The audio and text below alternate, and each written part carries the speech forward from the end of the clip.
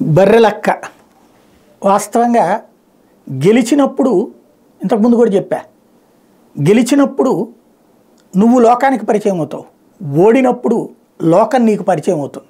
ఇప్పుడు ప్రస్తుతం బర్రెలక్క ఓడిపోయాక లోకం ఆమెకు పరిచయం అయింది. వెంటాడి వేటాడుతున్నది బీఆర్ఎస్ ఓడిపోవడానికి బర్రెలక్క ఒక కారణమట. అమ్మాయి ఏదో పెళ్లి చేసుకుంటోంది తాజాగా. ఆ పెళ్లి మీద పచ్చి బూతులతో కూడిన వ్యాఖ్యలు, అక్కడేదో అమ్మాయి పెళ్లి సందర్భంగా వీడియో తీస్తున్నప్పుడు ఏదో కరెంటు పోయిందట, దాన్ని పెట్టి వీడియోని అయిపోయింది, రాష్ట్రం సర్వనాశనం అయిపోయింది. ఓ 2 నిమిషాలు కరెంటు పోతే మరి ఇప్పుడు కాంగ్రెస్ టైంలో కరెంటే అసలు పోవట్లేదా? 5 నిమిషాలు 10 నిమిషాలు ఎప్పుడైనా పోతుంది కదా. రాష్ట్రాన్ని నాశనం చేసేవే నువ్వు అంటూ బీఆర్ఎస్ వాళ్ళు బూతుల దండకం.